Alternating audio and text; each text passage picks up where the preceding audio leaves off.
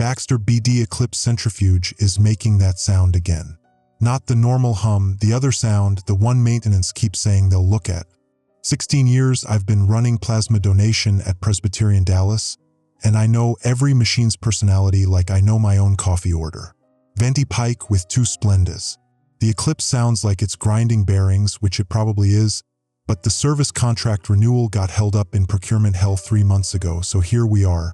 I'm Tess Holbrook, 41. 2 kids in high school. Dylan's a junior at Skyline, plays lacrosse badly. Becca's a freshman who wants to be a veterinarian this week. Last week it was marine biologist. Before that, pastry chef. My ex-husband Rick got the house in Lakewood. I got the apartment off Mockingbird and this job that pays for orthodontia. Fair trade, honestly. Rick's girlfriend is 26 and works at a SoulCycle. I coordinate a team of 8 phlebotomists and keep this donation center from turning into a biohazard lawsuit. Tess, we're short on the AB negative again. That's Janine coming through the double doors from the collection floor. She's been here almost as long as me, 15 years next April. Trained her myself when she was fresh out of the phlebotomy program at El Centro. She's got those Fresenius cabbie gloves on that she likes, the purple ones. Can't stand the blue ones. Says they make her hands sweat. How short? I'm updating the morning inventory spreadsheet. We're supposed to hit our weekly quota by Thursday, and it's only Tuesday. 12 units. Janine leans against my desk. She looks tired. Dark circles. She's been pulling doubles to cover Patel's maternity leave. 12. Christ. District's going to ride my ass about that. I'm already pulling up the donor database, checking who's due to come in. AB negative donors are our unicorns.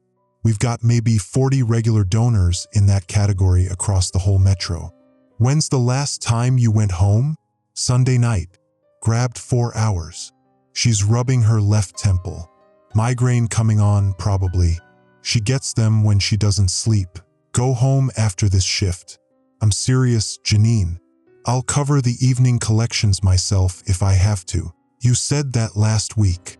She's not wrong. I did say that. Then I let her stay because we were slammed and I'm weak when it comes to turning down help.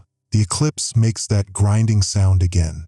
Louder this time. I swear to God, if that thing dies before service gets here. I don't finish the sentence because my desk phone is ringing. The main line, not the internal. I pick up. Presbyterian Plasma Donation Center. This is Tess. Ms. Holbrook? This is Gretchen Voss from Texas Blood and Tissue Authority. Formal voice. Official. The kind of voice that means I need to sit up straight and stop eating my leftover chicken tikka masala from Taj Chat House. Yes. How can I help you? We need you to pull batch PD 4471 from your cold storage immediately. Do not distribute any units from that batch. Do you have access to your inventory system right now? My stomach does something unpleasant. Yes, I'm looking at it. PD 4471. That's from last Tuesday's collections. 38 units. What's the issue? We can't discuss details over the phone, but there's a potential contamination concern. We're sending a field team to collect the units within the hour. In the meantime, no distribution. Contamination. What kind of? The field team will brief you in person.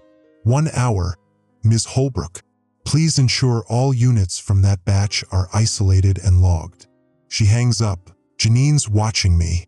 Problem? Maybe. Probably. They're pulling a batch. PD 4471. Her face changes. Just slightly. Muscles around her eyes tightening. That's last Tuesday. Yeah. I collected most of those. She's not rubbing her temple anymore.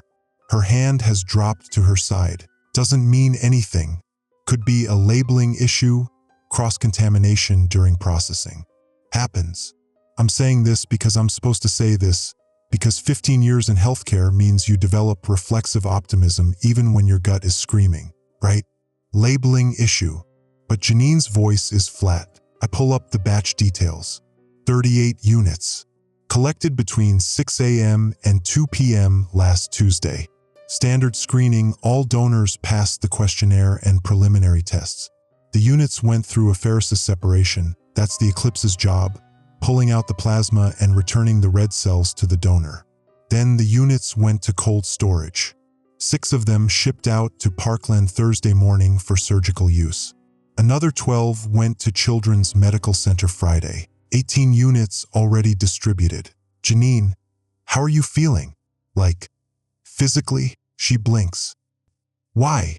You look tired. I just told you I've been pulling doubles. I know. Just, if you're feeling off at all, you should say something. She pushes off from my desk. I'm going back to the floor. Afternoon donors are starting to check in. She leaves. The double doors swing shut behind her with their hydraulic hiss. I stare at the batch details on my screen. 38 units. The Eclipse grinds. My chicken tikka masala has gone cold and the curry smell is making me slightly nauseous now. The cold storage room is down the hall past the staff break room. We keep it at 4 degrees Celsius. The units hang in their bags on stainless steel racks, all properly labeled with barcodes and collection dates. There's a logbook by the door where we manually track every entry and exit, belt and suspenders redundancy for the electronic system. I don't know why I'm walking down there. Gretchen Voss said the field team would collect the batch. But my feet are carrying me anyway. Past the break room where someone's reheating fish in the microwave, that's gonna smell terrible for hours, and through the cold storage door. The temperature hits me immediately. For degrees feels like stepping into a meat locker, which I guess, technically, batch PD 4471 is on rack 7. I count the bags. 38. No, wait. 37. Count again. 37. 1 unit is missing. I grab the logbook. Last entry was this morning at 6:47 a.m. Janine's handwriting. She pulled 1 unit, PD 4471-22, for quality control testing. That's standard procedure. Random testing to verify the separation process worked correctly. But the unit should still be here. Quality control samples go to the lab on the 3rd floor, not back to storage, but they're supposed to be logged in both places. I'm pulling out my phone to call the lab when I notice something. The bags. The plasma bags from batch PD 4471. The color's wrong. Plasma is supposed to be pale yellow, straw-colored, sometimes with a slight amber tint depending on the donor's hydration and fat content. These bags, they're darker, muddy, like someone added rust water to the plasma. Not all of them. Maybe a third of the bags have that darker tint, but it's visible even in the cold storage lighting. I pick up one of the darker bags, PD 4471-09, collected last Tuesday at 8:23 a.m. from donor ID 4729. The bag feels normal temperature, properly refrigerated. But the contents, there's something in the plasma, not floating in it, part of it, like threads. Dark threads suspended in the fluid, too small to see clearly but visible when the light hits the bag right. My hands are shaking. I hang the bag back on the rack. I back out of cold storage. I close the door. I stand in the hallway breathing the warm air that smells like reheated fish and hand sanitizer and the industrial cleaner the night crew uses on the floors. 37 units in cold storage. 18 already distributed. 1 missing. Janine collected most of these. Janine's been pulling doubles since last Tuesday. Janine looks tired. I walk back to my office. The Eclipse is still grinding. The field team arrives at 2:17 p.m. 2 people in khaki pants and polo shirts with Texas Blood and Tissue Authority badges clipped to their belts. The woman introduces herself as Dr. Rita Ng, epidemiologist. The man is Calvin Reese, field coordinator. They both have tablets and very serious expressions. Ms. Holbrook, thank you for your cooperation. Dr. Ng has her tablet out already, pulling up files. We need to see batch PD 4471 immediately, and we'll need your collection records for the entire donation session. It's in cold storage. But I need to tell you. Show us first, please. I take them down the hall. Calvin Reese carries 2 large orange biohazard containers, the kind with the sealed lids and the warning labels. Dr. Ng walks slightly ahead of me, moving fast. In cold storage, she goes straight to rack 7, starts scanning bag barcodes with her tablet. Her expression doesn't change, but I see her jaw muscles working. The color, I say. The plasma in some of those bags. It's not right. We're aware. She keeps scanning. Aware. So you know what the contamination is. We're still conducting analysis. Calvin Reese is already loading bags into the orange containers. Carefully. He's wearing thick nitrile gloves now, doubled up. 18 units from this batch were already distributed. I tell Dr. Ng. 6 to Parkland, 12 to Children's. Are they being recalled simultaneously? We have teams at both facilities. She finishes scanning, turns to me. I need to interview your phlebotomist who collected these samples. Janine Kwan. She's on your floor right now. My chest tightens. Yes, she's with donors. Pull her, please. Private room. We use the staff break room. I tell Janine there's a routine compliance check, which is the kind of lie that makes my throat feel coated in something sticky. She follows me without questions, but her eyes flick to Dr. Ng and Calvin Reese in the hallway. In the break room, Dr. Ng closes the door. Janine sits at the table we usually use for birthday cakes and retirement parties. There's still some dried frosting on the edge from last week when we celebrated Beth's 30 years. Ms. Kwan, I'm Dr. Rita Ng from the State Blood Authority. I need to ask you some questions about last Tuesday's collection session. Janine folds her hands on the table. Okay, do you recall anything unusual about any of the donors from that session? Anyone who seemed sick, showed unexpected symptoms, anything out of protocol? No. Everyone passed screening. Did you experience any needle sticks? Exposure to donor blood? Any breaks in procedure? No. Janine's voice is very steady. Too steady, maybe.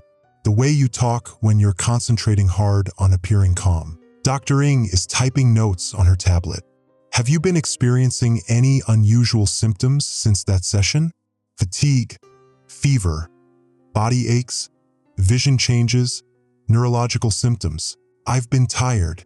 I've been working doubles. Any other symptoms? Headaches. But I get those. I'd like to take a blood sample from you. Routine precaution.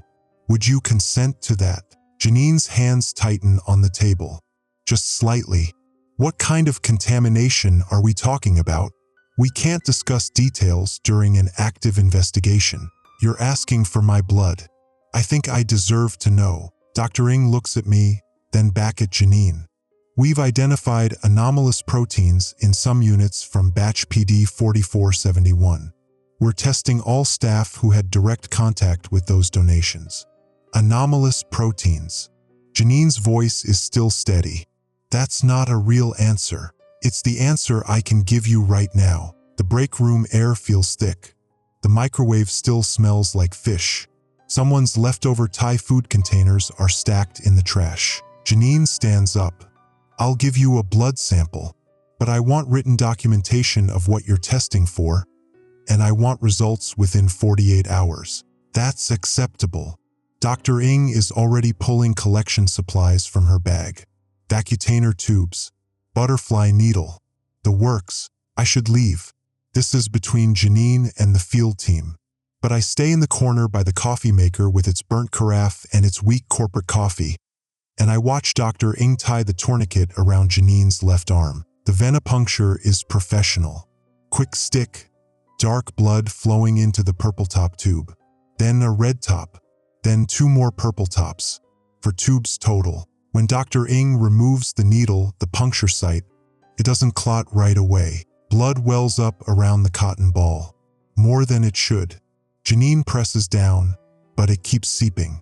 Red spreading across the white cotton. Pressure, Dr. Ng says. Keep pressure on it. I am keeping pressure on it. Janine's voice has changed. There's an edge now. Dr. Ng hands her another cotton ball. Janine presses both against the site. The blood slows, stops. Finally, when she lifts the cotton away, the puncture site looks wrong. The skin around it has a gray tint, like bruising but not quite. More like the tissue has aged 30 years in 3 minutes. Janine stares at her arm. Dr. Ng caps the blood tubes, labels them. You should go home, Ms. Kwan. Sick leave. We'll contact you with results. That wasn't a suggestion. Dr. Ng's voice has gone hard. Ms. Holbrook, I need Ms. Kwan off your floor immediately. And I need a list of every staff member who had contact with batch PD 4471 or any of the donors from that session. My mouth is dry. How many others should I send home? Anyone who had direct contact. Today. Paid leave. That's half my staff. We can't operate. You'll have to manage. This facility is under investigation. She's packing up her supplies. We'll have a full containment team here by end of business. No plasma donations until further notice. No distribution of any units collected in the last 2 weeks. 2 weeks? We've got hospitals depending on. Those hospitals are being notified. This facility is suspended until we complete our investigation. She leaves, takes her orange biohazard containers full of contaminated plasma with her. Calvin Reese follows, quiet as he was when he arrived. Janine is still sitting at the break room table, holding cotton balls against her arm. You should go home, I tell her. I'll drive you. My car's here. Then I'll follow you. Make sure you get there okay. I said I'm fine, Tess. She stands up. The cotton balls fall to the floor. The puncture site has stopped bleeding, but the gray discoloration has spread. It covers maybe 2 inches of her inner forearm now, centered on the needle mark. She sees me looking. It's just bruising, she says. That's not what bruising looks like. Then what is it? Her voice cracks, just slightly. 15 years I've known Janine, and I've never heard her voice crack. What the hell was in that blood? I don't answer because I don't have an answer. The break room fluorescents hum. The fish smell has finally faded, replaced by nothing. Just recycled air and the faint chemical tang of hand sanitizer from the dispensers mounted by every door. Go home, I tell her again. Call me if anything changes. Any new symptoms at all. She nods, picks up her bag, the canvas tote from that 5K we ran for Children's Hospital 3 years ago. Walks out. I stand alone in the break room and pull out my phone. I have 12 staff members to call. 12 people to send home on emergency leave. And then I have to call district and explain why we're shutting down operations. But first I pull up the distribution records for batch PD 4471. 18 units distributed before recall. 6 to Parkland Memorial. Used in surgical transfusions. Patient names listed. 12 to Children's Medical Center. Used in pediatric oncology.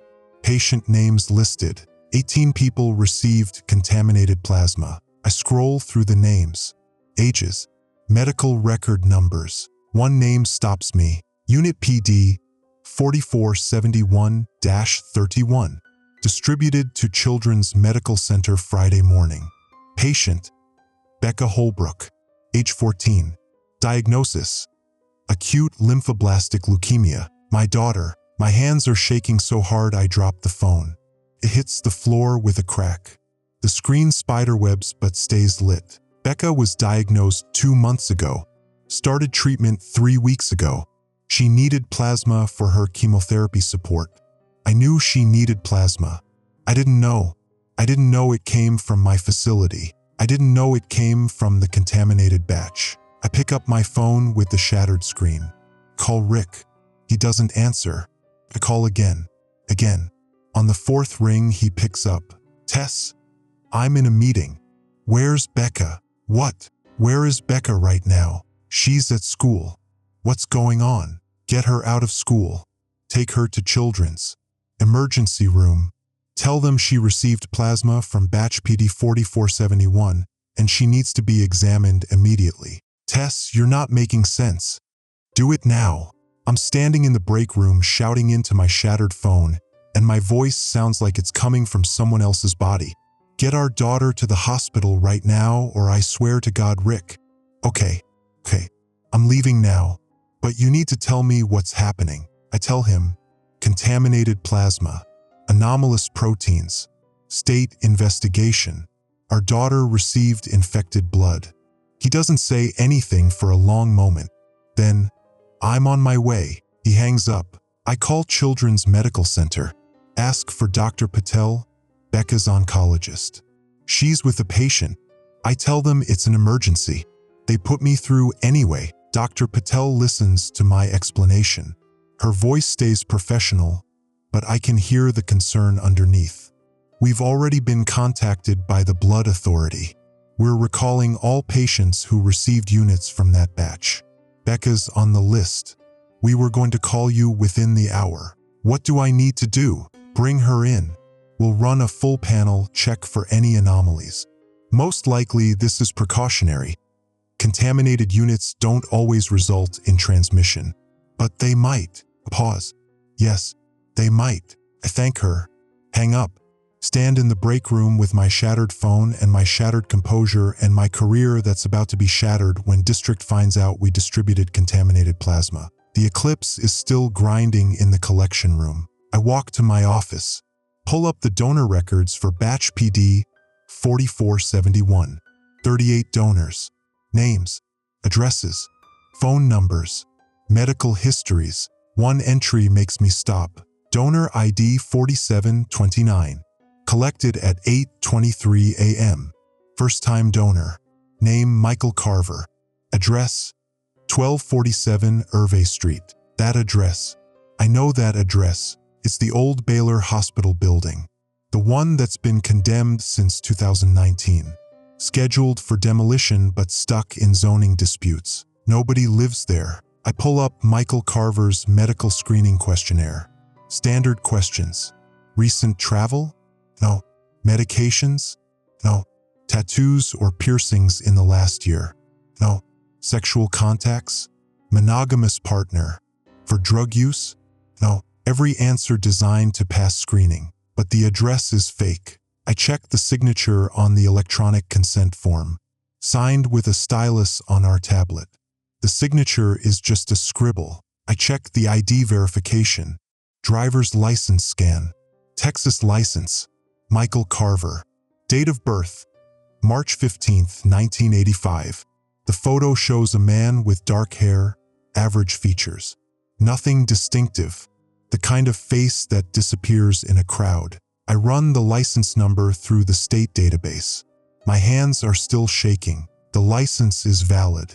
Issued 2022. But when I cross-reference with the address, the DMV records show something different. The license was issued with an address in Plano.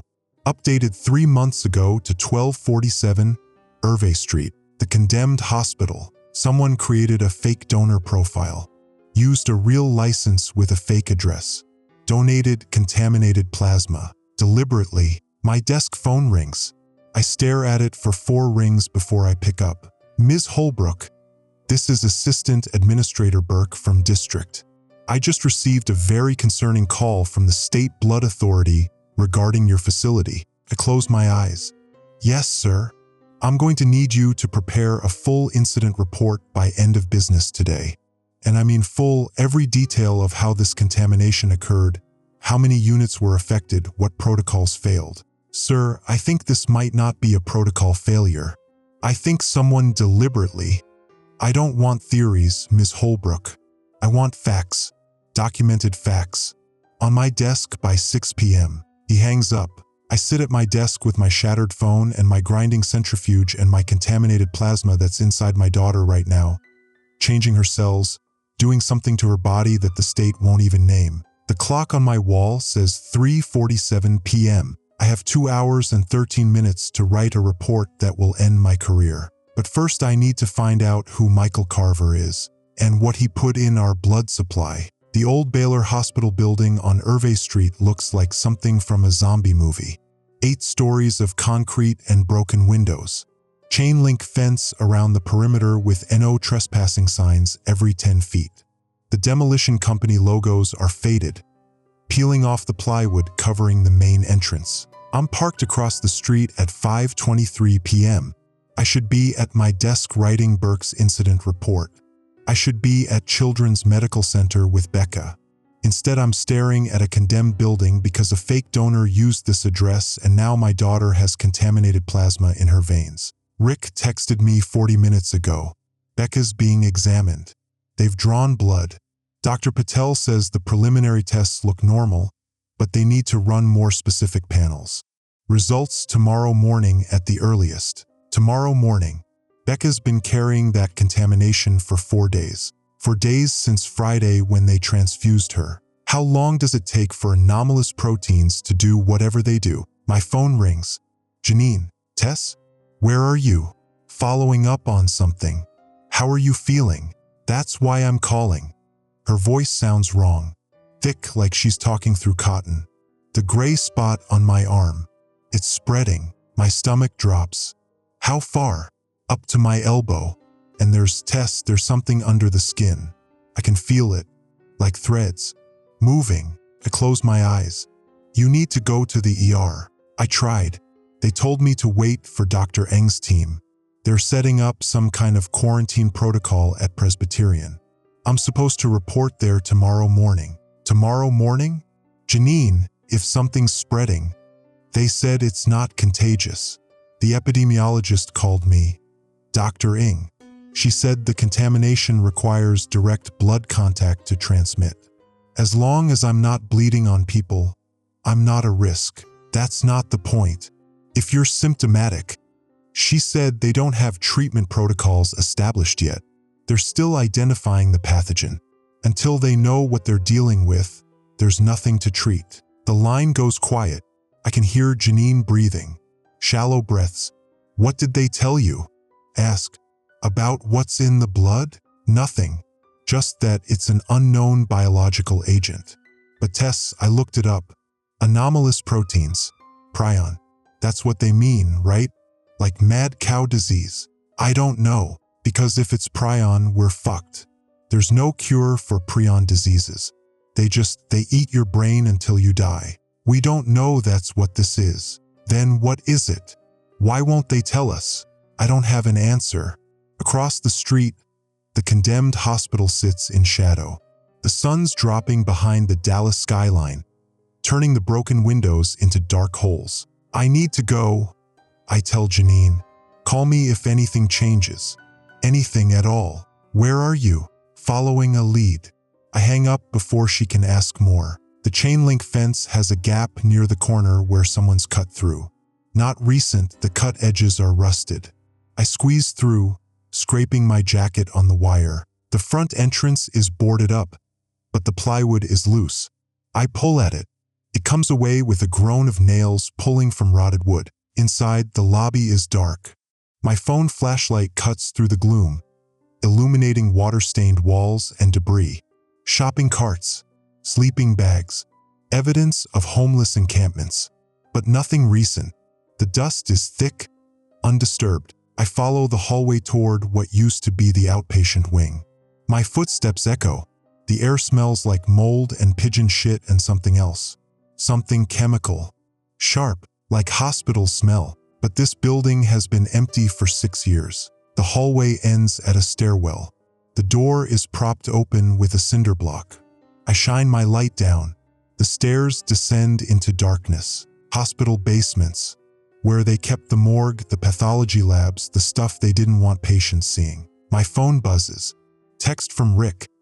Preliminary results show elevated white count. Patel wants to admit her overnight for observation. I text back, "I'm coming." 1 hour. Another text. "Where the hell are you, Tess?" I don't reply. The stairs go down 3 levels. Sub-basement. The door at the bottom is steel, institutional gray.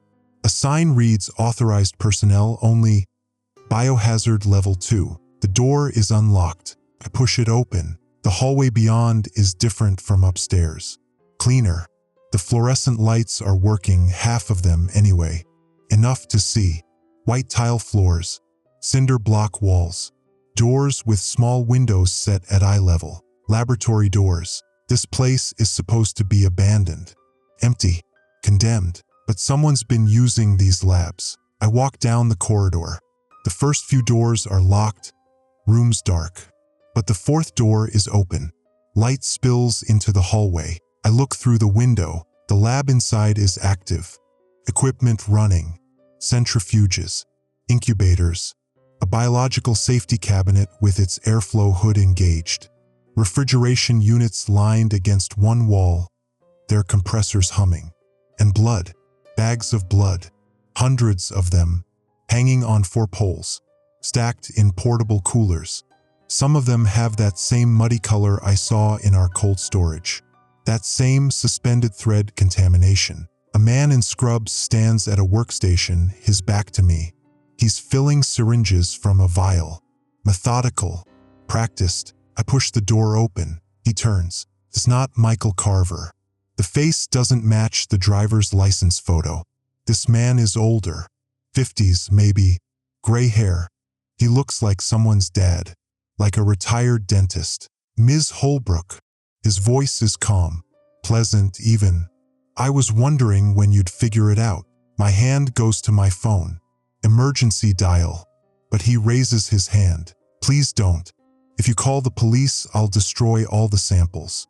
And then we'll never know what's happening to your daughter. My finger hovers over the screen. You know who I am, I say. I know you're the coordinator at the Presbyterian Donation Center.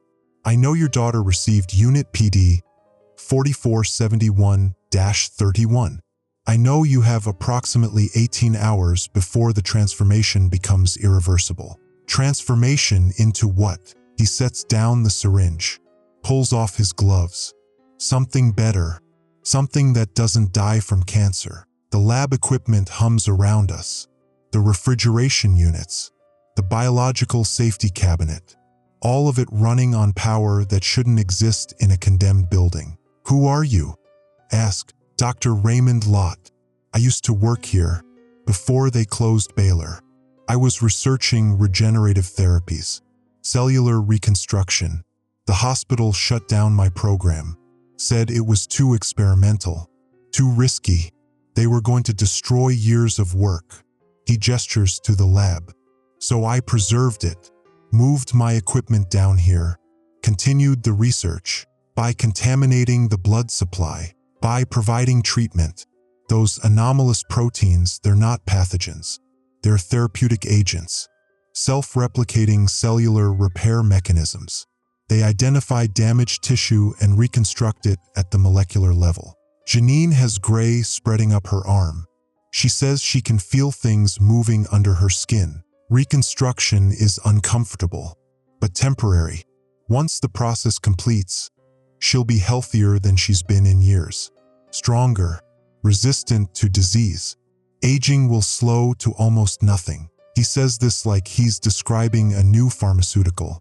Like he's not talking about infecting people without their consent. The patients at Children's Hospital, I say. The kids who got the contaminated plasma. What's happening to them? They're being cured. The repair mechanisms prioritize the most damaged tissue first. Cancerous cells. Genetic disorders. Within a week, those children will be in complete remission. And the side effects? Minimal. Some discomfort during the reconstruction phase, temporary changes to tissue appearance. But the benefits far outweigh. You're experimenting on sick children. My voice is shaking. Without consent, without oversight. People died in medical trials that had every safeguard in place, and you're just, releasing your fucking science project into the blood supply. I tried the proper channels. Years of applications.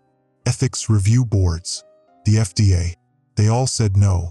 Too experimental, too risky.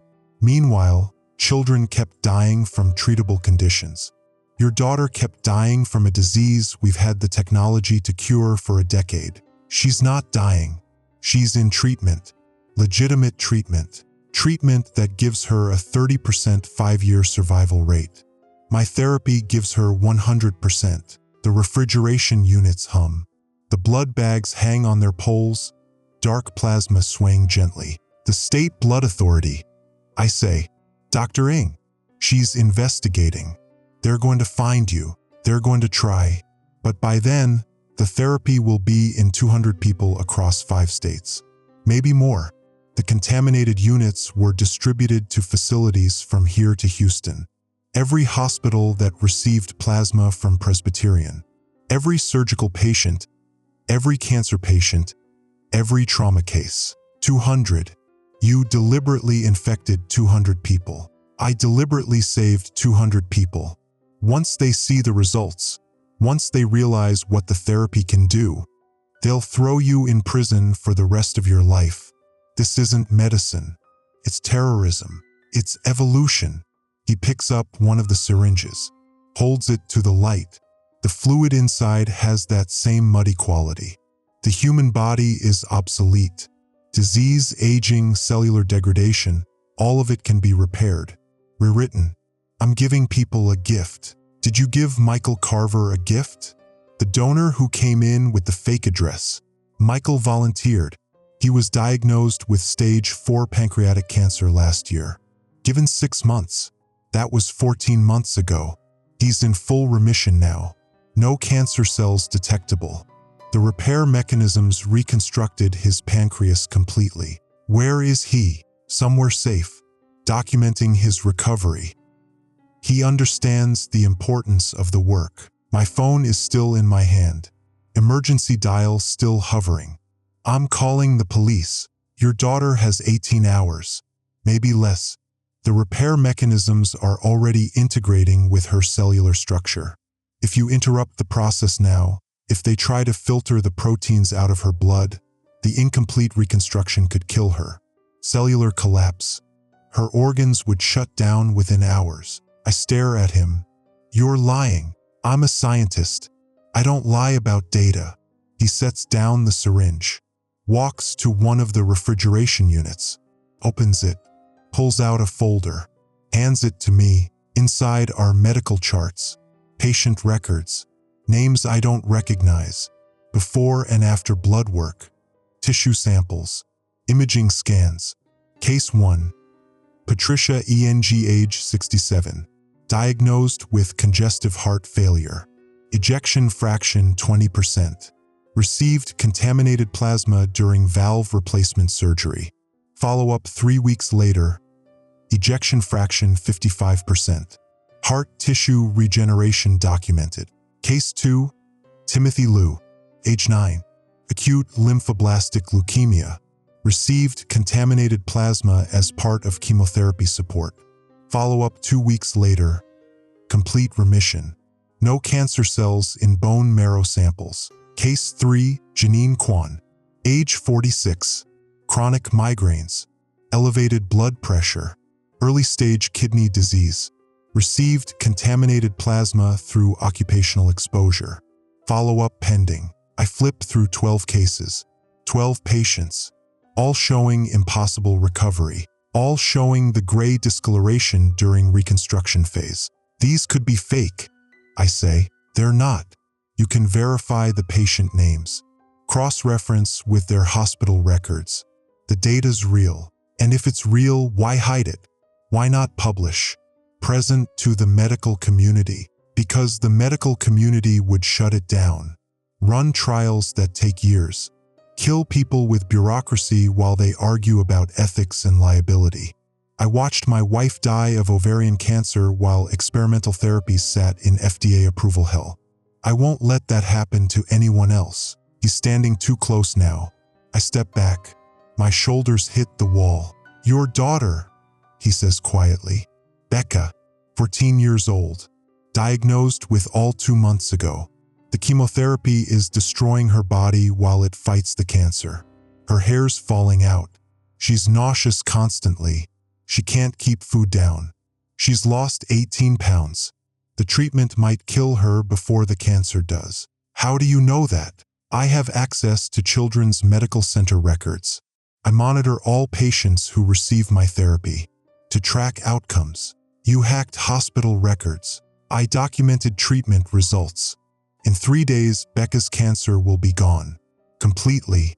The repair mechanisms will have identified and eliminated every malignant cell.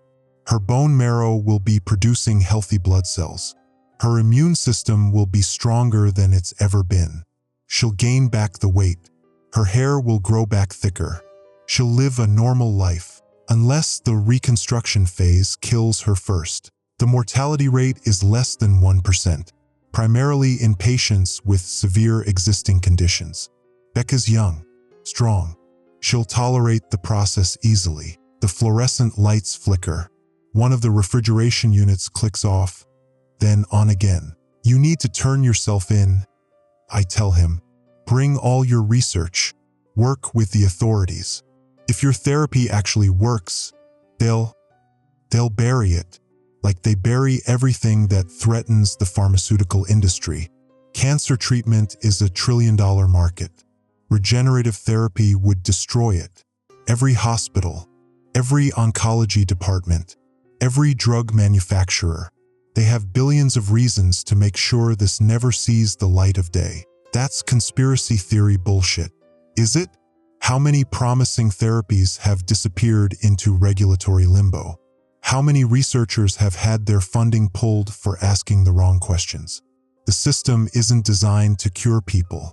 It's designed to manage them, keep them sick enough to need treatment but alive enough to keep paying. I'm still holding the folder, the patient records, 12 cases of impossible recovery. Even if you're right, I say, even if your therapy works, you don't have the right to make this choice for people.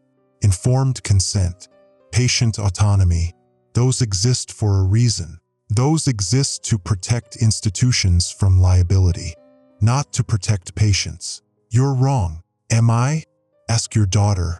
When she's cancer-free, when she's running track again and eating pizza with her friends and planning for college. Ask her if she consents to being cured. The lab is too small. The wall's too close. I need air. I need to get out of here. But if I leave, I lose the only person who knows what's happening to Becca. What do I have to do? My voice cracks.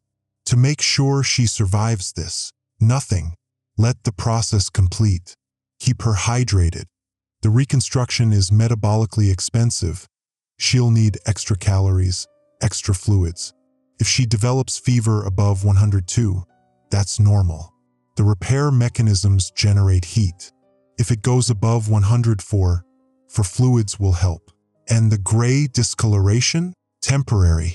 The tissue pigmentation normalizes once reconstruction completes. How long? 72 hours from initial exposure. She received the plasma Friday morning. So Monday morning, she should be clear.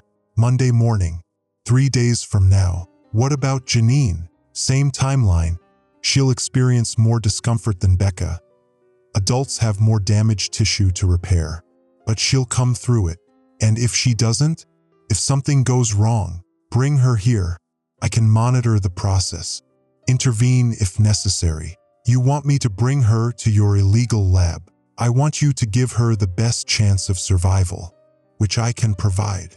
I look at the equipment around us, the centrifuges, the incubators, the biological safety cabinet, all of it running, all of it maintained. This isn't some basement mad scientist setup. This is a functional research facility. The blood authority, I say. Dr. Ng. She's going to trace the contamination back to you. Let her try. By the time she sorts through the donor records and fake addresses, 200 people will be past the point of no return. The therapy will be integrated, irreversible. They'll have to acknowledge what it does, what it means, or they'll quarantine everyone, lock them up, study them like lab rats. They'll try, but you can't quarantine 200 people across 5 states without causing mass panic. And once the media finds out, once people learn there's a cure for cancer, for heart disease, for every degenerative condition, they'll demand access. The authorities will have no choice but to approve it. He actually believes this. He thinks he's going to force a medical revolution through biological terrorism. I'm leaving, I say, and I'm telling Dr. Ng everything. Go ahead. But remember, if they interrupt Becca's reconstruction, she dies. Make sure Dr. Ng understands that before she tries any interventions. I back toward the door, keep my eyes on him. He doesn't follow. Just stands there in his scrubs with his syringes and his refrigerated blood. Ms. Holbrook, he calls as I reach the hallway. Your facility will be blamed for this. You know that, right? Presbyterian will take the fall. Inadequate screening. Failed protocols. Your career is over regardless of what happens next. But at least your daughter will live. I don't answer. I run down the corridor, up the stairs, through the lobby with its water stains and pigeon shit, out through the gap in the fence. My car is where I left it. I get in, lock the doors, sit in the driver's seat with my hands shaking so hard I can barely hold my phone. I call Dr. Ng. It goes to voicemail. I leave a message. This is Tess Holbrook from Presbyterian. I found your contamination source. Dr. Raymond Lott, former Baylor researcher. He's operating an illegal lab in the old hospital building on Irvay Street, sub-basement level. He's been deliberately contaminating the blood supply with some kind of experimental therapy. Call me back immediately. I hang up. Call Rick. Where are you? His voice is tight, angry and scared in equal measure. On my way. How's Becca? They're admitting her. Fever started an hour ago. 101.5. Dr. Patel says it's probably related to the contamination. Listen to me. Don't let them try to filter the plasma out of her blood. Don't let them do dialysis or plasmapheresis or anything that removes the contamination. Tess? What the hell? Just trust me. If they try to remove it, it could kill her. The contamination is already integrating with her cells. Removing it now would cause organ failure. Silence. Then, how do you know this? I talked to the person who created it. He says the process has to complete or it's fatal. 72 hours from exposure. That's Monday morning. Until then, keep her hydrated. Manage the fever, but don't let them interrupt the process. You're telling me to let our daughter stay infected with some unknown biological agent. I'm telling you how to keep her alive. More silence. I can hear hospital sounds in the background. Intercom announcements. Equipment alarms. I'm telling Dr. Patel, Rick says finally. She needs to know what we're dealing with. Tell her, but make sure she understands. Removing the contamination is more dangerous than letting it run its course. And you believe this? Some random person in an illegal lab. I saw his research data. 12 successful cases. Cancer remission. Heart tissue regeneration. If he's telling the truth, Becca's going to be cured. If, that's a hell of a word to bet our daughter's life on. We don't have a choice. The contamination is already in her system. We can either let it complete or risk killing her by trying to remove it. Rick doesn't say anything for a long time. Get here, he says finally. Dr. Patel wants to talk to you. He hangs up. I sit in my car outside the condemned hospital. The sun's gone down completely now. Streetlights casting orange pools on the pavement. A police siren wails somewhere in the distance. My phone rings. Dr. Ng. Ms. Holbrook. I got your message. Are you still at the location? No. I'm in my car outside. But he's in there. Sub-basement. Active lab. Hundreds of contaminated blood units. We're dispatching a team now. I need you to stay away from the building. Do not attempt to re-enter. He told me things about the contamination, what it does, why he did it. I'll need a full statement, but not over the phone. Can you come to Presbyterian? We've set up a command center there. My daughter's at Children's Medical Center. She's symptomatic. Fever. They're admitting her. Pause. I know. We're monitoring all exposed patients. He said removing the contamination will kill them, that it has to complete its integration or it causes organ failure. Is that true? Another pause. Longer. We don't know enough about the mechanism yet to say. Is it true? Ms. Holbrook, we're analyzing the contaminated units now. The proteins are unlike anything we've seen. Self-replicating. They integrate with human cells at a rate that shouldn't be possible.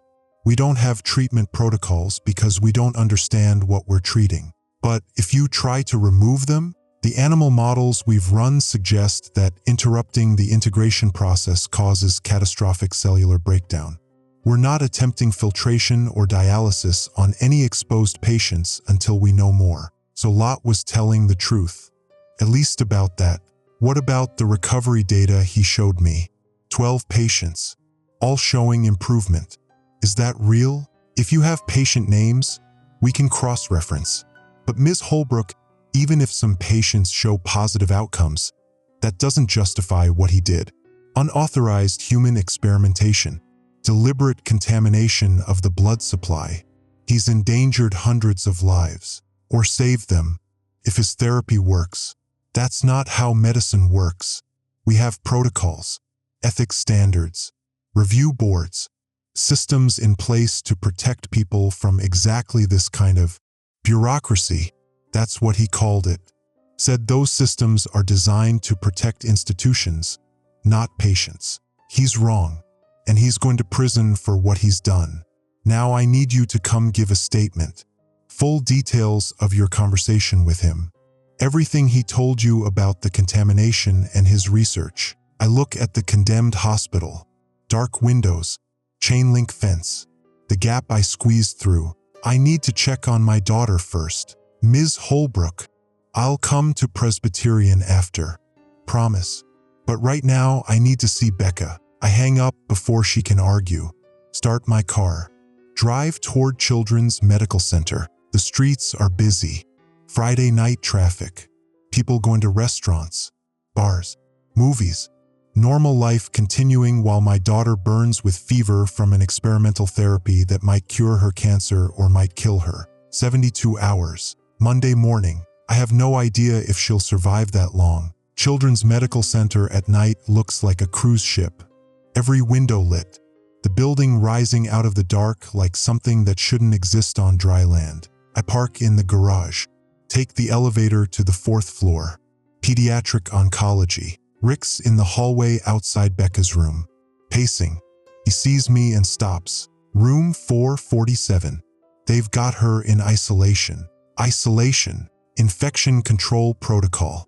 Because they don't know what she's carrying. His voice is raw. Dr. Patel's in there now. Running more tests. I walk to the room.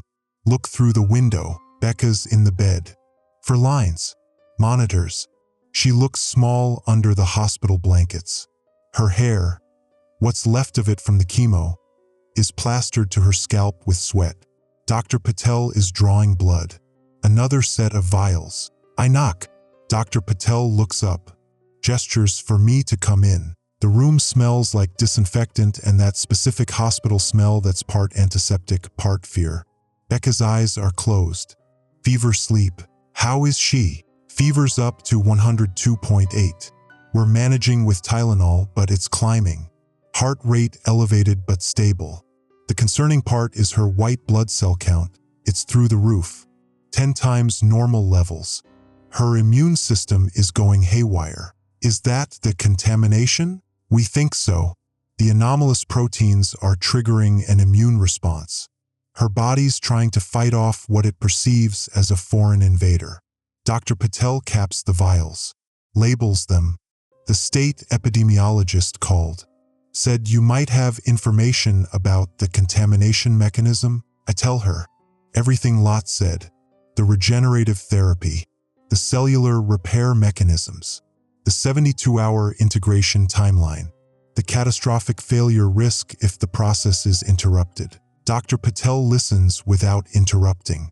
When I finish, she's quiet for a long moment. If what he's saying is true, she says slowly, this could be the most significant medical breakthrough in a century, or the most dangerous biological weapon ever created. Which do you think it is? I don't know, but I do know that Becca can't survive much more of this fever. Above 104, we risk brain damage. Above 106, we're looking at organ failure. He said fever was normal. The reconstruction process generates heat. Normal doesn't mean safe, and we have no data on how high the fever goes before it becomes lethal. She looks at Becca. I've called a meeting with the ethics board. We need to decide, do we let this process continue, or do we intervene? He said intervention would kill her. He's not a hospital administrator. He doesn't have to answer to families when children die under our care. But you believe him about the intervention risk. Dr. Patel pulls off her gloves, throws them in the biohazard bin.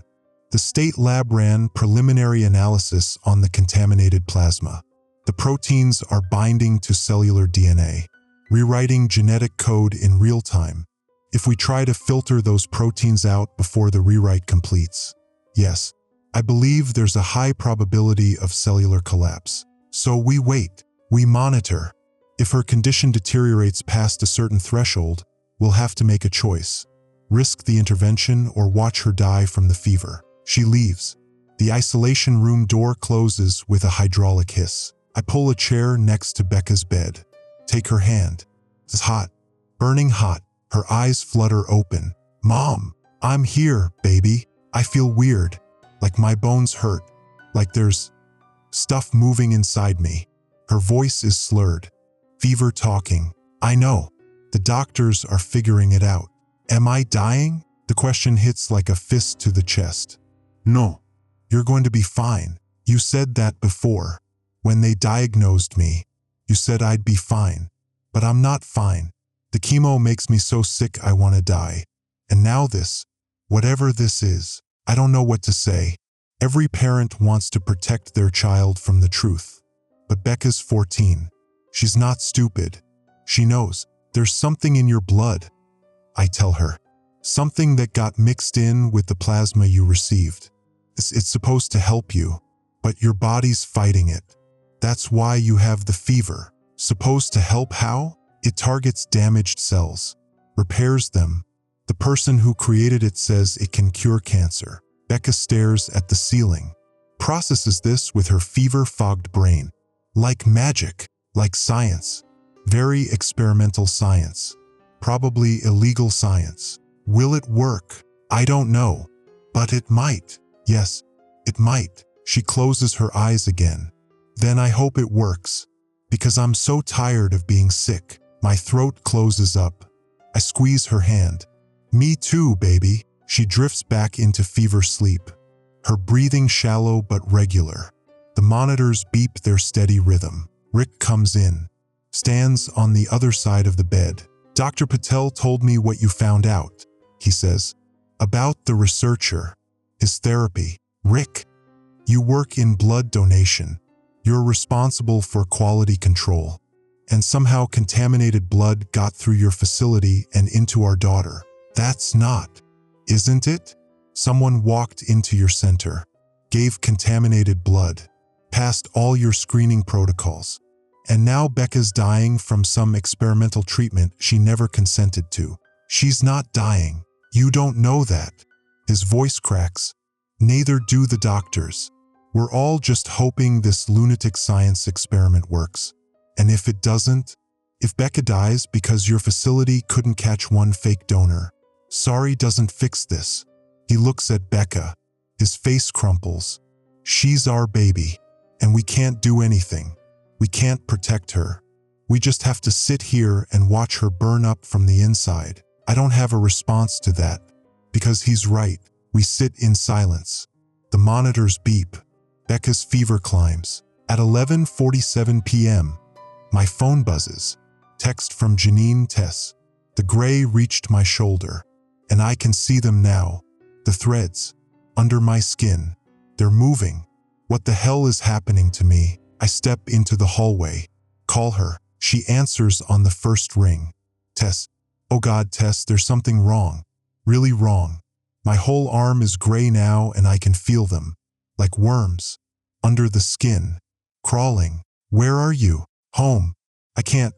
I tried to go to the ER, but they turned me away. Said I'm supposed to wait for the quarantine team. But I can't wait.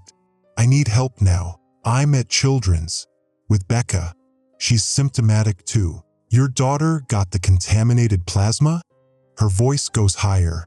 I'm so sorry. I collected that blood. If I'd known. This isn't your fault. The donor was fake. The contamination was deliberate. Deliberate. Pause. Who would deliberately contaminate blood? I tell her about Lot. the illegal lab, the regenerative therapy, the 72-hour timeline. When I finish, she's breathing hard into the phone. So this is supposed to fix me? Make me better? That's what he claims. I don't feel better. I feel like I'm turning into something else. Can you send me a picture of your arm? A pause. Then my phone buzzes with an incoming image. I open it. The gray discoloration covers Janine's entire arm from fingertips to shoulder. But it's not uniform. It's patterned, like tree bark or scales. And underneath, visible through the translucent gray tissue, there are dark lines. Networks of them, spreading like roots through muscle and fat and bone. Jesus! I whisper. Yeah, so you see why I'm freaking out. Did you call Dr. Ng? Tell her you need immediate medical attention. She said the same thing. Wait for quarantine protocols. But Tess, I don't think I have 72 hours. This is accelerating. Way faster than it should. Why faster? I don't know. Maybe because I had more exposure? I collected the blood, handled the bags, multiple contact events. Maybe the dose was higher. Or maybe adult tissue takes the reconstruction harder. More damaged cells to repair. More extensive changes required. I'm going back to the lab, I tell her. The one on Hervé Street. Lot said to bring you there if something goes wrong. You think that's smart? Trusting the guy who infected me. He's the only one who knows how this works.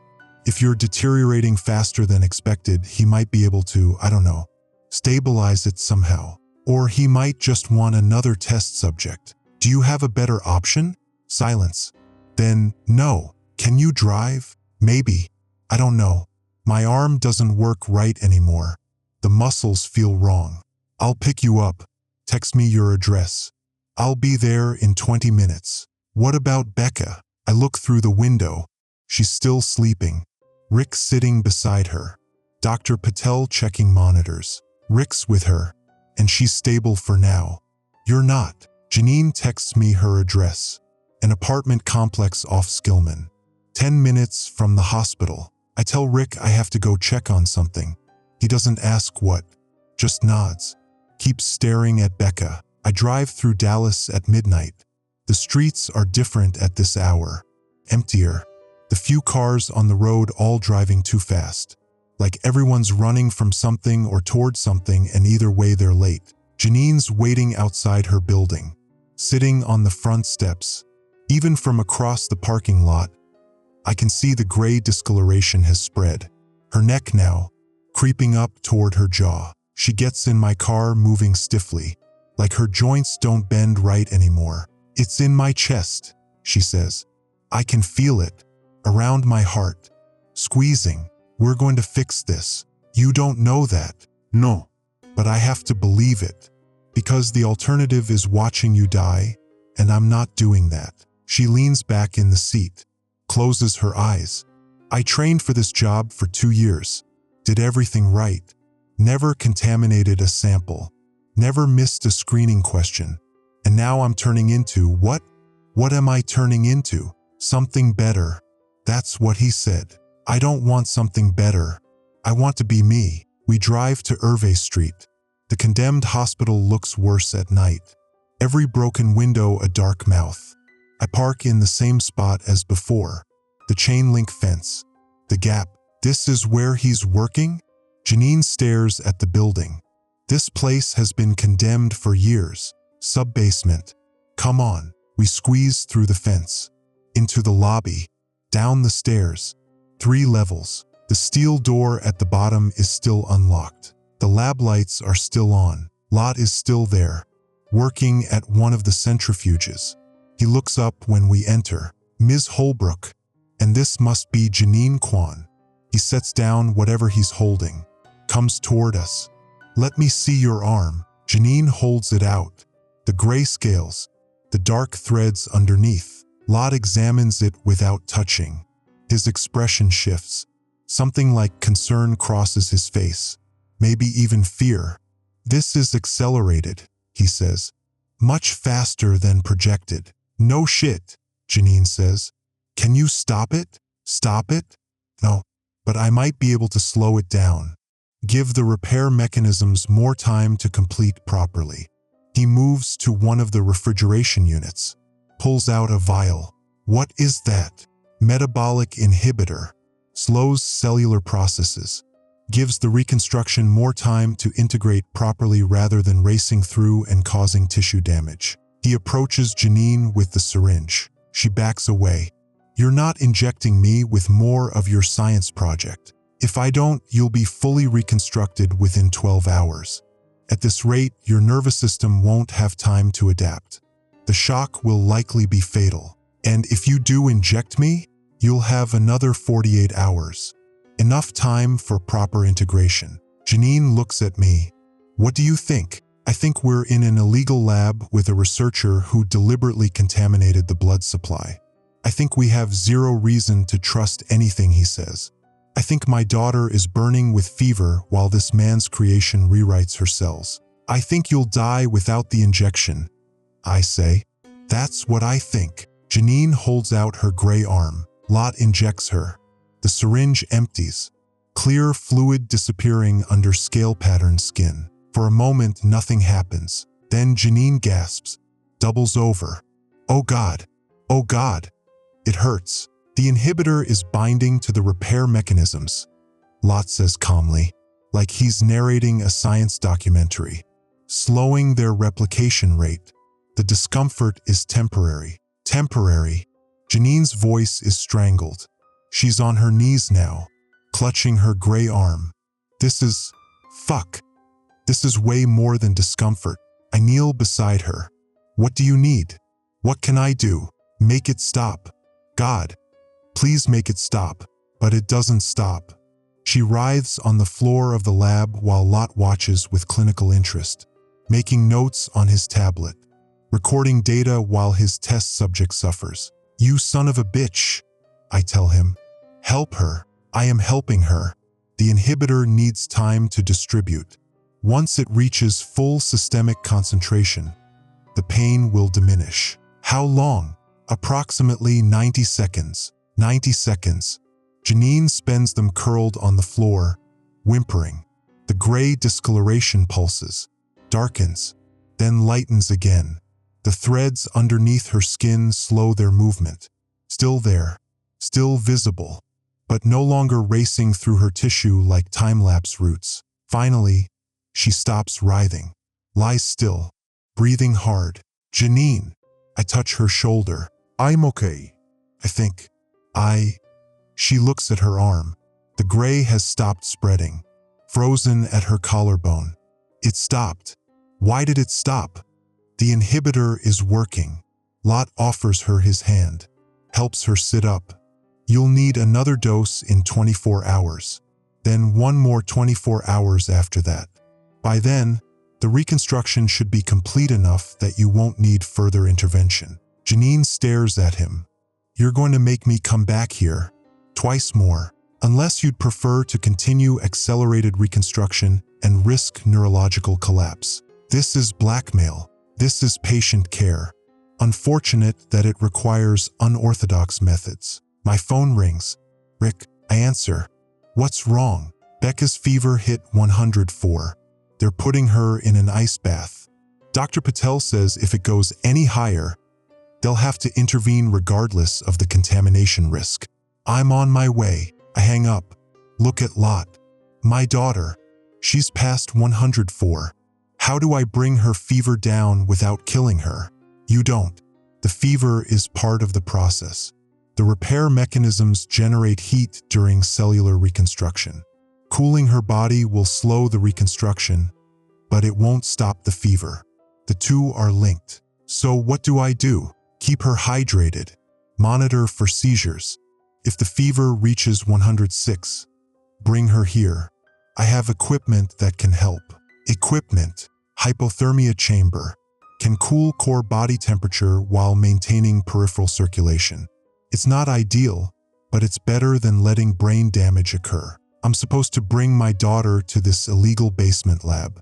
Let this man, this domestic terrorist, treat her with his unauthorized equipment. Or you can let the hospital intervene, Lot says. Try to filter the repair mechanisms out of her system.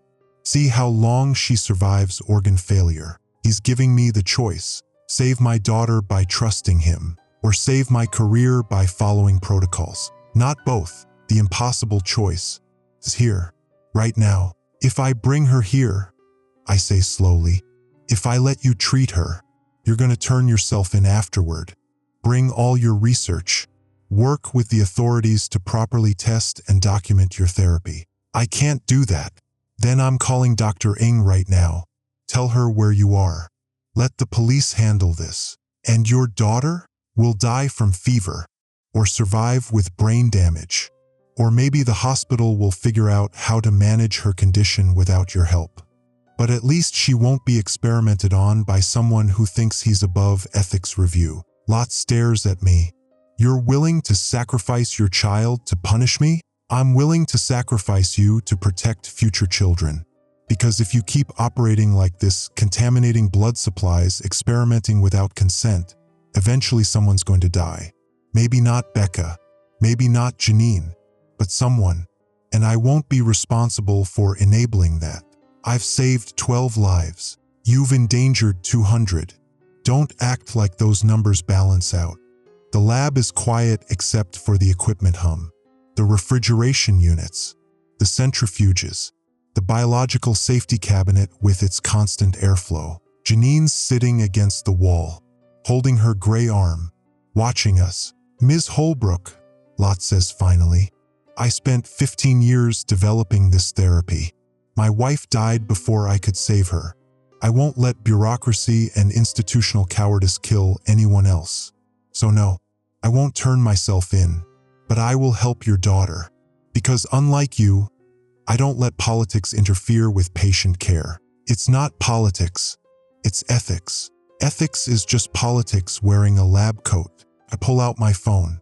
Start dialing Dr. Ng's number. Lot lunges for me. I dodge. My back hits the lab bench. Vials rattle. One falls, shatters on the floor.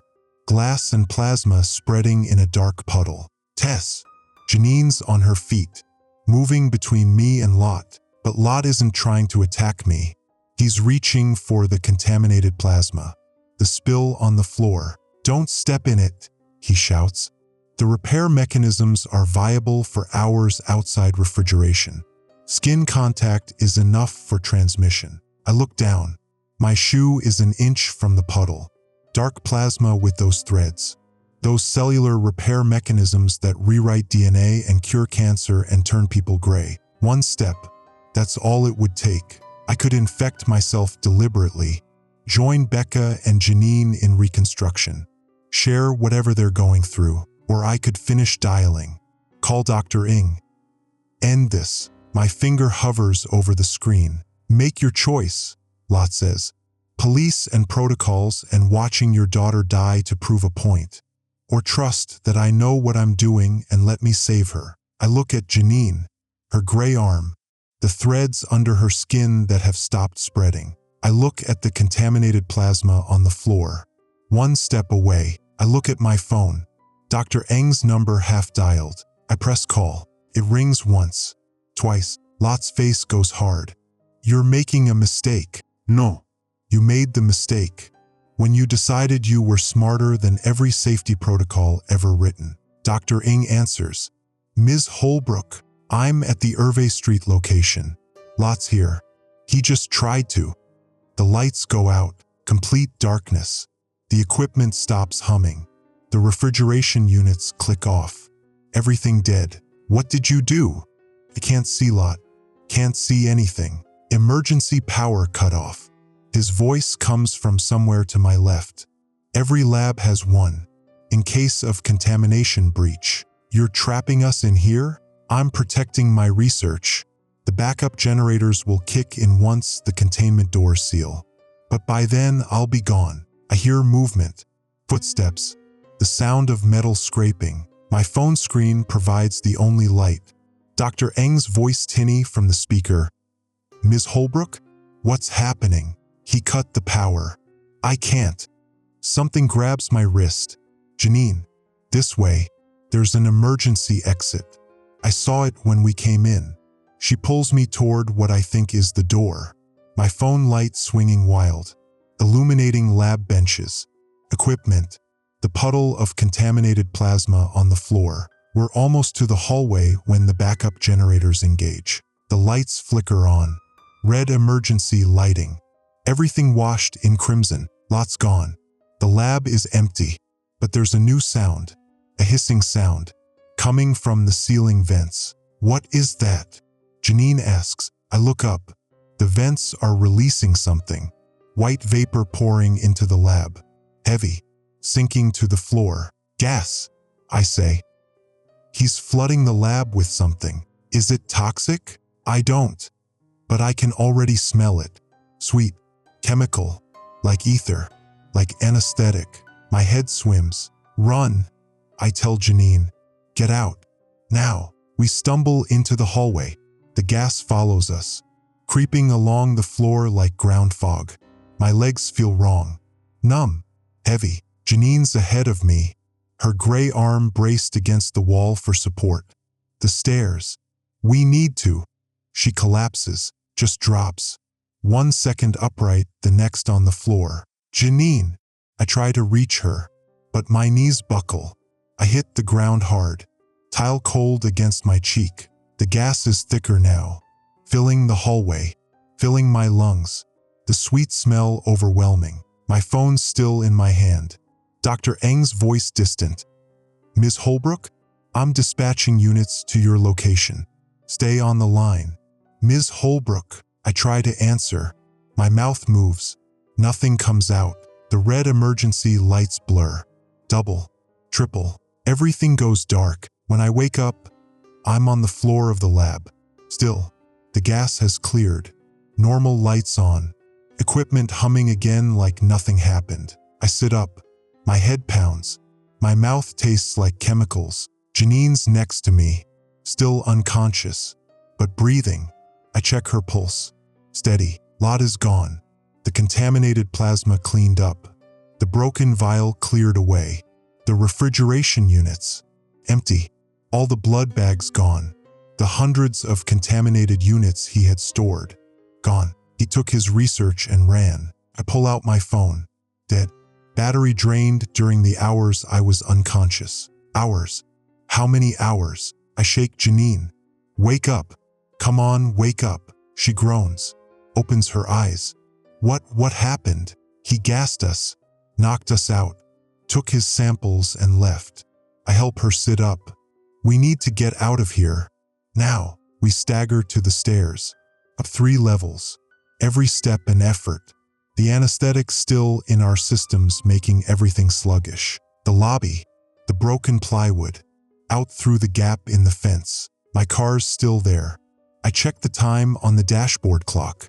I've been unconscious for 5 hours. Becca. I try to start the car. My hands shake so badly I drop the keys twice. Finally get them in the ignition. The engine turns over. Where are you going? Janine asks. Children's Hospital. My daughter. She's been alone for 5 hours with a fever over 104. I'm coming with you. You need to. I'm coming. I drive. Too fast. Running red lights at empty intersections. Dallas at 5 a.m. is ghost town empty. Just us and the streetlights and the terror that I've been gone too long. Children's Medical Center. I park in the fire lane. Don't care. Run inside. 4th floor. Pediatric oncology. Becca's room. Rick's asleep in the chair beside her bed. Dr. Patel's not here. Different doctor I don't recognize. Young guy. Resident maybe. Becca's in the bed. Still alive. Still breathing. But the gray discoloration is visible on her neck, creeping up from under her hospital gown. The reconstruction spreading. The doctor sees me. Ms. Holbrook? Where have you been? Your husband said you left 6 hours ago. Emergency. Is she? How's her fever? Peaked at 105.2 around 2 a.m. We almost intervened, but then it started dropping on its own. She's at 102.1 now. Still elevated, but manageable. The fever dropped. the reconstruction process entering a new phase. I move to her bedside, take her hand. The skin feels different, warmer, but not burning like before. Becca? Baby? Can you hear me? Her eyes open, glassy, fever bright, but focused. Mom, you're back. I'm here. I'm sorry I left. Are you? How do you feel? Weird. Everything's weird. My skin feels too tight, and I can hear things, like really hear them. The machines, the air conditioning, your heartbeat. She blinks. I can hear your heartbeat. Why can I hear your heartbeat? The repair mechanisms, enhancing her hearing, reconstructing her auditory system along with everything else. It's the treatment, I tell her. The contamination is changing you, making you stronger. I don't feel stronger. I feel wrong. I know, but it's temporary. The process will complete soon, and then what? I'll be normal again. I don't answer that, because I don't know. None of us know what normal looks like after reconstruction. Rick wakes up. Sesme. Where the hell were you? Following a lead on the contamination source. It went bad. I got trapped. I'm sorry. You got trapped for 6 hours. While our daughter, he stops, runs his hands through his hair. Do you know what it's been like? Sitting here watching her fever spike? Wondering if we should let them intervene? Wondering if you were ever coming back? I'm here now. That's not good enough, Tess. He's right. It's not good enough. Nothing I do is good enough. I brought contaminated blood into my facility. I let it get distributed. I let my own daughter receive infected plasma. And now she's turning gray and hearing heartbeats, and I have no idea if she'll ever be normal again. Dr. Patel arrives at 6:15 a.m. Sesme. Her expression hardens. Ms. Holbrook, my office. Now, I follow her down the hall, into a small office with diplomas on the wall and family photos on the desk. She closes the door. Where were you? I tell her everything. Lott's lab, the metabolic inhibitor, the gas attack, the missing blood samples. When I finish, she's silent for a long moment. You found the contamination source and you didn't immediately inform hospital security or the state authority? I called Dr. Ng while I was there. But Lott gassed you and escaped with all his research, which means we have no samples to analyze, no way to understand the reconstruction mechanism, no way to develop treatment protocols for the 200 exposed patients. He said the process completes in 72 hours. Then it's over. And what if it doesn't complete? What if patients get stuck in the reconstruction phase? What if the gray discoloration is permanent? What if the cellular changes cause cancer 10 years from now? We have no long-term data, no safety profile, nothing. The 12 cases he showed me could be fabricated, could be cherry-picked successes while failures died in that basement lab. You took his word for everything. And now he's gone. She's right. I did take his word. Because I was desperate. Because my daughter was dying and he offered hope. I'm sorry, I say. Sorry doesn't help Becca, or Janine, or any of the other patients carrying this contamination. Dr. Patel sits at her desk, pulls up files on her computer. I have 18 pediatric patients who received plasma from your facility. 18 children with unknown biological agents rewriting their cells. And no treatment options except wait and see. What do you want me to do? Nothing. You've done enough. Go home. Let the professionals handle this. I can help. You can leave before I have security escort you out. I leave. Walk back to Becca's room. Rick's in the hallway talking to hospital administration. Janine's sitting outside the door, her gray arm visible. Other patients and families staring. They want me to leave, she says. The infection control nurse says I'm scaring the other patients. Where will you go? Home, I guess. Wait for the next dose. If Lott even shows up, he won't. He's in the wind. He took everything and ran. So I'm stuck like this? gray and hearing everything and feeling things move under my skin. The inhibitor should last 24 hours. After that, I keep reconstructing, accelerated, until my nervous system can't take it and I die. She looks at her arm, the scales, the threads. This is what I get for doing my job, for collecting blood, for trying to help people. I sit next to her. Don't say anything, because there's nothing to say. We sit outside Becca's room while the hospital moves around us. Nurses, doctors, families, everyone dealing with their own crises, their own impossible choices. At 7:30 a.m., Dr. Ng arrives with a containment team, 6 people in hazmat suits. They seal off Becca's floor, start testing every patient who received plasma from Presbyterian. Dr. Ng sees me, walks over, her expression unreadable behind her face shield. Ms. Holbrook, you're under quarantine. You had direct contact with the contamination source and potential exposure to concentrated samples. I didn't touch the spilled plasma. You were in the lab. You inhaled aerosolized particles when he broke the vial. You need to come with us for testing and observation. My daughter will be cared for by hospital staff. You need to come now. She's not asking. 2 containment team members take my arms, led me toward the elevator. I look back at Becca's room. Rick's standing at the window watching her. He doesn't look at me. They take me to Presbyterian, to a quarantine ward they've set up in the old maternity wing. White rooms, negative pressure ventilation, airlock doors. I'm room 7. They give me a hospital gown, take blood samples, run tests. Dr. Ng comes in after an hour, still in hazmat gear. Your exposure level is low but not 0. We're holding you for observation. Minimum 48 hours. 48 hours? I need to be with my daughter. Your daughter is in isolation. You can't see her regardless.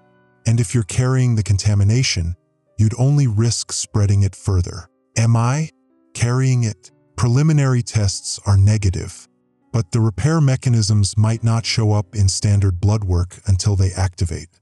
We need to monitor you. She leaves, locks the door.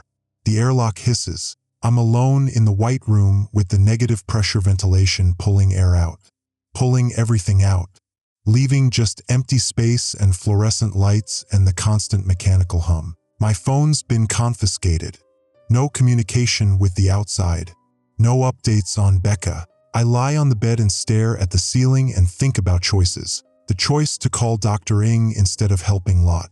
The choice to chase answers instead of staying with Becca. The choice to trust a domestic terrorist because he offered hope. All wrong choices. Every single one. And Becca's the one paying for it. They keep me in quarantine for 63 hours. 63 hours of blood tests every 6 hours. Tissue samples. Urine samples. Neurological exams. Checking for gray discoloration. Checking for fever.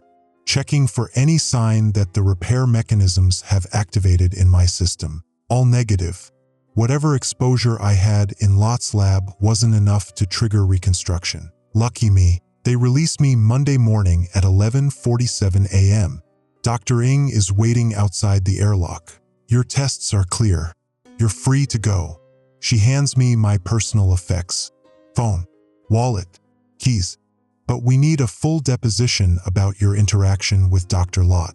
Everything he said about the contamination mechanism, his research, his plans. Where's my daughter? Still at Children's. Her reconstruction process is ongoing. How is she? Stable. The fever broke yesterday. The gray discoloration is fading. Preliminary analysis suggests the reconstruction is entering its final phase. So she's going to be okay? We don't know. The long-term effects are still unknown. But she's alive.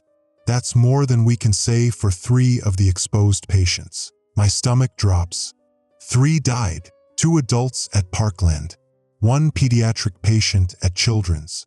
All 3 experienced catastrophic complications during the reconstruction phase. Organ failure. Neurological collapse. We're still determining whether the deaths were due to the contamination itself or underlying medical conditions that complicated the process. 3 dead, out of 200 exposed. Lot said the mortality rate was less than 1%. He wasn't lying about that, at least. What about Janine Kwan? Asked. In critical condition. The accelerated reconstruction caused severe complications. She's in ICU. They're not sure if she'll make it. I take my phone. Turn it on. 47 missed calls. Texts from Rick. From Dylan. From my supervisor at Presbyterian. From district administration. One text from a number I don't recognize. The process is complete. They're cured. Tell the world what I did. RL. Lot. Still out there.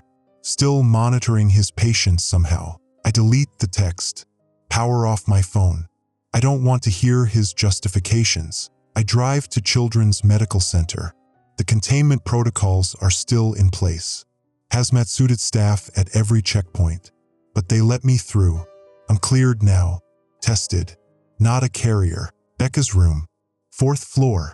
Same isolation setup. Rick's there. Dylan too. They're standing at the window watching Becca sleep. The gray discoloration is almost gone. Just faint marks on her neck. Like old bruises. The fever monitor's read 98.9. Normal. I join them at the window. Rick doesn't acknowledge me. Dylan does. Mom, they said you were in quarantine. I was. I'm clear now. Dr. Patel says Becca's cancer is gone. Dylan's voice is careful. Like he's afraid to believe it. Completely gone. They did a bone marrow biopsy yesterday. No malignant cells. That's good. Is it? Because she's also hearing things nobody else hears. Seeing in the dark. Her reflexes are so fast she knocked a tray out of a nurse's hands before it even hit the floor. What the hell happened to her, Mom? I don't have an answer. Not one that makes sense. Not one that makes it okay. The contamination changed her. I say finally. Made her stronger. But different.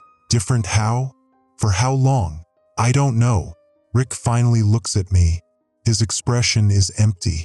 Hollowed out. District administration called. You're being terminated. Effective immediately. Großnegligence. Failure to maintain quality control protocols. Criminal investigation pending. I know. Do you? Do you understand what you've done? To our daughter? To your career? To... He stops. Shakes his head. I can't even look at you right now. He walks away. Down the hall. Dylan follows him. Leaving me alone at the window. I watch Becca sleep. Watch her chest rise and fall with enhanced breathing. Watch her eyelids flutter with dreams I can't imagine. Dr. Patel comes by at 2:15 p.m. Sees me standing there. She's going to live, she says. The reconstruction is complete.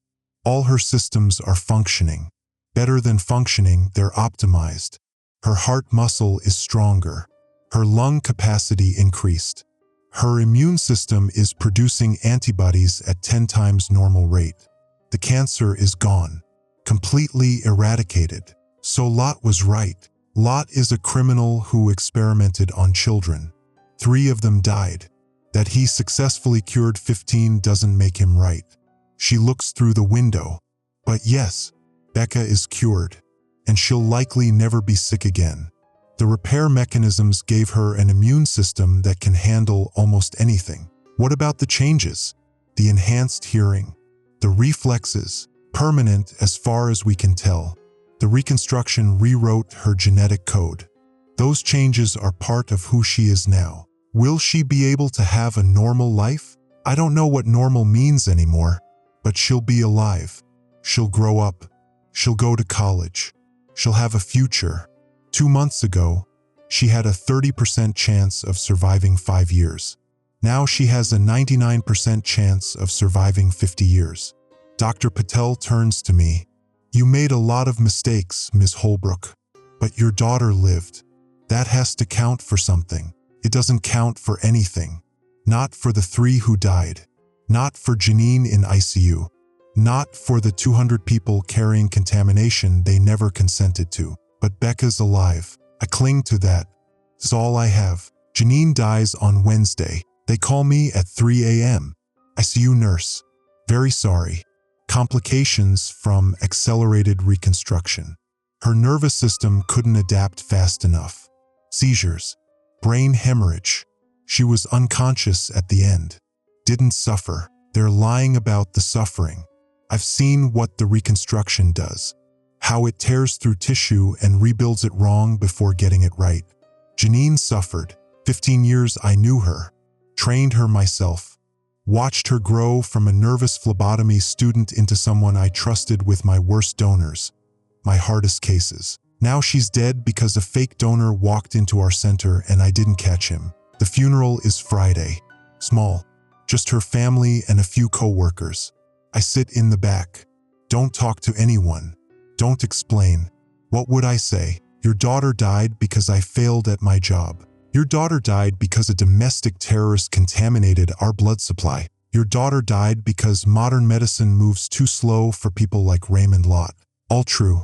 None of it helps. After the service, Janine's mother approaches me. Elderly. Filipino. Her face carved with grief. You worked with my daughter, she says. Yes. For 15 years. She talked about you. Said you were a good supervisor. Fair. That you trained her well. I'm so sorry for what happened. Did she suffer? I want to lie. Tell her it was quick. Painless. But I can't. Yes. The process, the contamination, it's painful. Uncomfortable. She fought hard. But did they try to save her? Everyone tried. But the reconstruction was too fast. Her body couldn't adapt. Janine's mother nods slowly. My daughter always worked too hard. Double shifts. Extra hours. She never knew when to stop. Pause. I suppose she still didn't know. She walks away. Joins her family. Leaves me standing alone in the funeral home parking lot. I drive home. My apartment off Mockingbird that I got in the divorce. 1 bedroom. Small kitchen. Water-stained ceiling in the bathroom. My phone has 17 messages. Most from lawyers, district administration's legal team, the state blood authority, the families of patients who received contaminated plasma. 1 message from Rick. Becca's being discharged tomorrow. Dr. Patel says she's clear. Don't come to the hospital. I'll bring her belongings to the apartment next week. He's keeping her. Full custody. Given the circumstances, my criminal negligence, my involvement with an illegal medical experiment, he'll get it. No judge will give me custody now. I sit on my couch with its thrift store fabric and its spring that pokes through on the left side. I sit there as the sun goes down, as the apartment fills with dark, as the reality settles in. I lost my job. I lost my daughter. I lost Janine. I lost everything. The only thing I didn't lose was Becca's life, and I don't even get to see her. 3 weeks later, the story breaks. CNN, Fox News, MSNBC, every major network running the same headline. Biological terrorist contaminates national blood supply. Experimental therapy cures cancer but kills 3. They interview Dr. Ng, the hospital administrators, some of the surviving patients. They don't interview me. The coordinator who let contaminated blood through. The face of the scandal. My name in every article. My photo from the Presbyterian website used in every news segment. Tess Holbrook, age 41. Responsible for one of the worst breaches of blood supply safety in U.S. history. The CDC issues new protocols. Enhanced screening. Mandatory verification of donor addresses. Facial recognition technology at all donation centers. Too late for the 200 who were infected. But maybe it'll stop the next Raymond Lott. If there is a next one, I apply for unemployment. It's denied. Terminated for cause. Criminal investigation pending. I apply for other jobs. Lab tech. Phlebotomist. Medical assistant. Every application rejected. My name is too well known now. Nobody wants the person who let contaminated blood kill 3 people. I sell my car to pay rent. Take the bus to job interviews that go nowhere. Dylan texts me sometimes. Updates about Becca. She's back in school. Her hair grew back thicker, like Lot promised. She made the track team. Her mile time is impossibly fast. The other kids are jealous and scared in equal measure. She won't talk to me, won't answer when I call. Rick says she needs space, needs time to process what happened. What happened is I contaminated her with an experimental therapy that saved her life and killed Janine. How much time does someone need to process that? 6 months after the contamination, I'm working at a Walmart on Forest Lane, stocking shelves overnight. $9 an hour. The shift supervisor is 23. Calls me ma'am. Doesn't know who I am. I stock paper towels and laundry detergent and canned vegetables. I avoid the pharmacy section. Can't stand looking at all those medications. All that legitimate medicine developed through proper trials and ethics review. At 3 a.m. on a Tuesday, my phone buzzes. Text from an unknown number. Ms. Holbrook, I'm sorry about Janine. I'm sorry about everything. But the other 197 survived. They're cured. Cancer-free. Disease-free. That has to mean something. RL. I stare at the message. 197 survivors. 3 dead. Janine's face in her casket. Gray even in death. The reconstruction never fully faded. I type back. It means you're a murderer. Turn yourself in. The response comes immediately. I can't. My work isn't finished. There are thousands more who need this. I won't stop. I delete the conversation. Block the number. Stand in the Walmart aisle with my pricing gun and my reflective vest and my $9 an hour wage. Lot's still out there. Still contaminating blood. Still playing God. And I'm the only one who knows. I should call Dr. Ng. Report the contact. Help them track him down. But I don't. Because part of me, the part that watched Becca's cancer eat her alive, that sat in oncology waiting rooms smelling like hospital disinfectant and fear, that calculated her 30% survival odds every single day. That part of me understands why Lot won't stop. That part of me knows he's right about the system. About bureaucracy killing people while ethics boards debate and pharmaceutical companies protect profit margins. That part of me thinks maybe 197 cured patients is worth 3 deaths. And that part terrifies me because I can't trust my own judgment anymore. I don't know right from wrong. I don't know if I made the right choice calling Dr. Ng that night in Lot's lab. I don't know if I should have just let him work, let him cure people, let him build his revolution one contaminated blood unit at a time. I stock shelves and think about choices and wonder if Janine would have chosen the reconstruction if she'd known what it cost. Wonder if Becca will ever forgive me for saving her life without her permission. Wonder if I'll ever forgive myself for any of this. The Walmart fluorescents hum overhead. Constant. Mechanical. Like the equipment in Lot's lab. Like the Eclipse centrifuge that needed maintenance. Like everything that keeps running long after it should have stopped. I stock paper towels. 12 packs. Quilted. Ultra strong. I stock them until my shift ends at 7 a.m. Then I go home to my apartment with the water-stained ceiling and the broken spring in the couch. I sleep for 4 hours. I wake up and do it again. Every day, I do it again. Because that's what you do when you survive something that killed other people. You keep going. Even when you don't deserve to. Even when every day feels like punishment. Even when you know you'll never stop seeing Janine's gray face in that casket. Never stop hearing Becca's voice asking if she's dying. Never stop calculating the odds. 197 survived. 3 died. Those numbers don't balance. They never will.